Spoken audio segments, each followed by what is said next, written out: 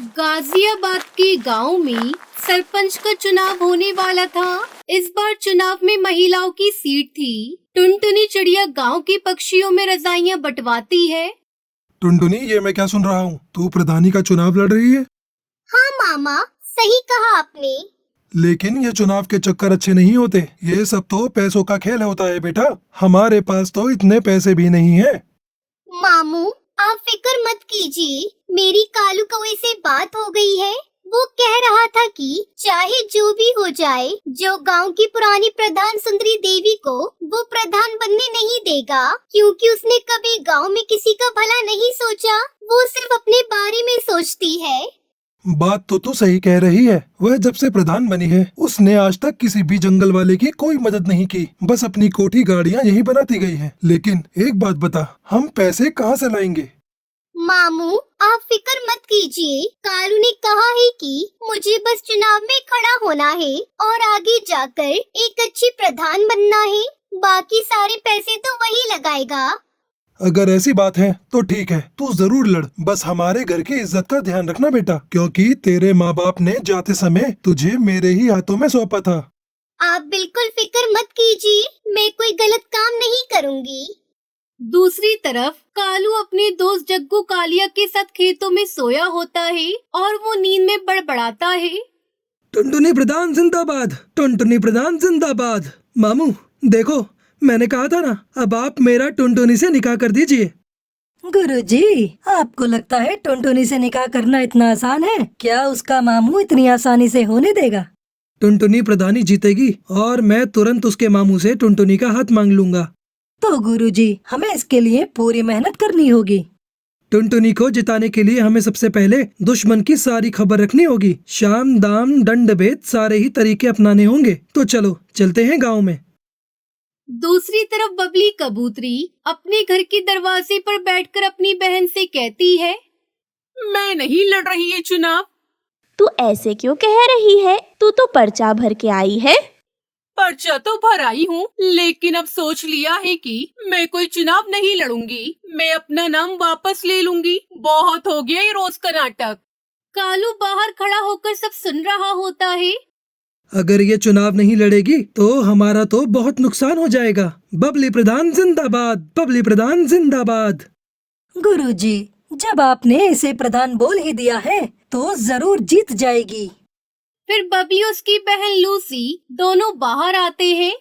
अरे मैं नहीं लड़ रही चुनाव, हमारे घर में तो रोज की लड़ाई है।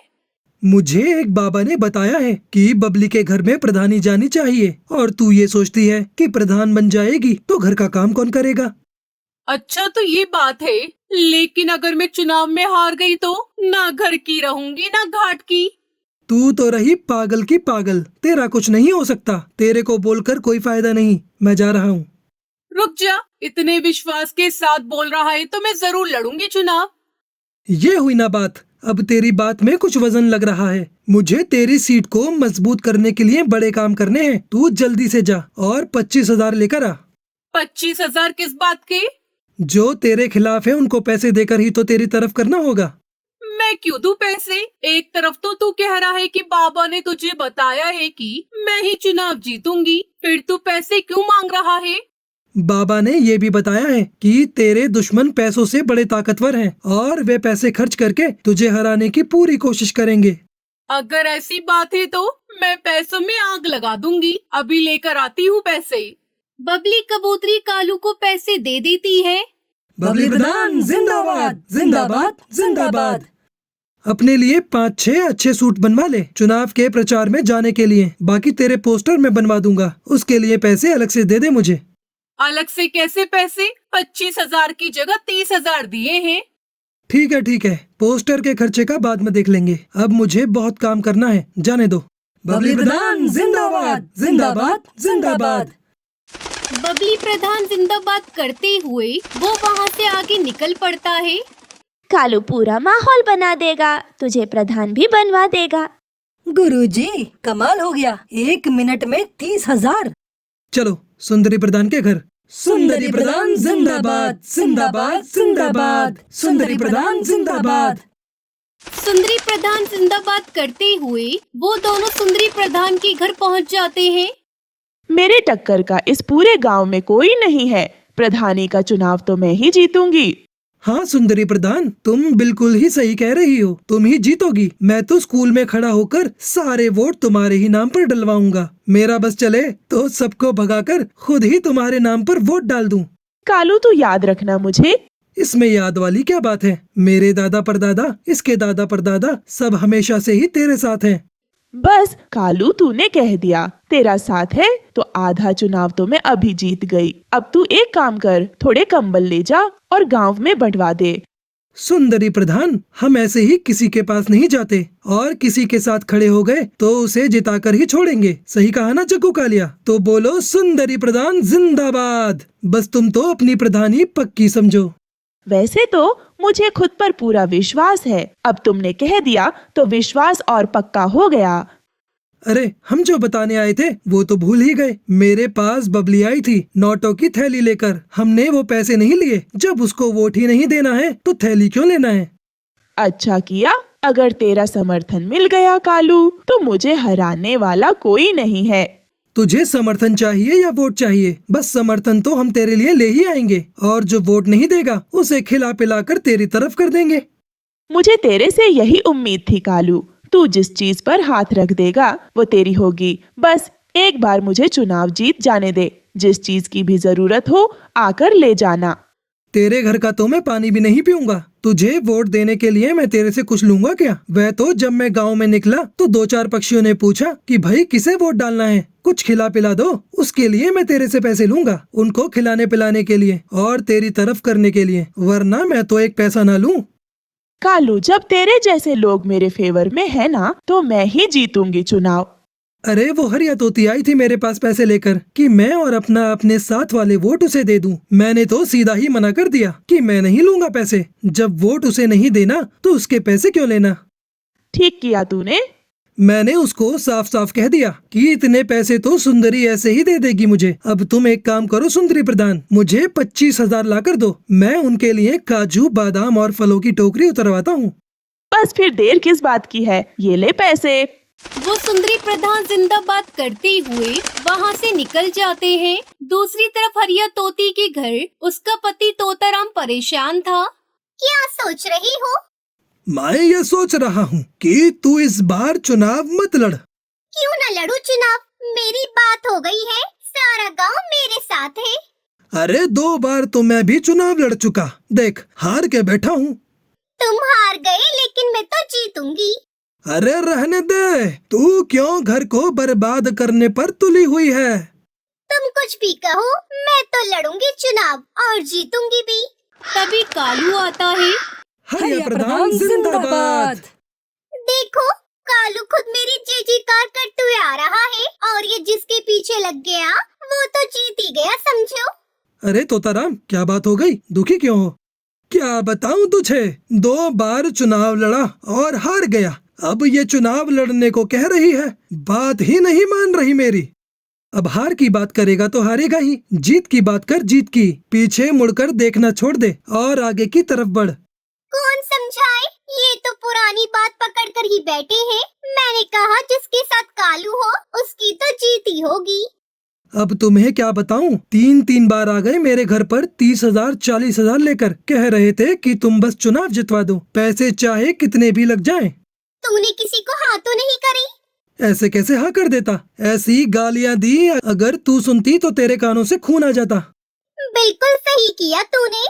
मैंने तो बोल दिया कि तू 30 लेकर आई है, 40 तो हरिया मुझे ऐसे ही दे देगी। इतने पैसे तो नहीं दे पाऊंगी।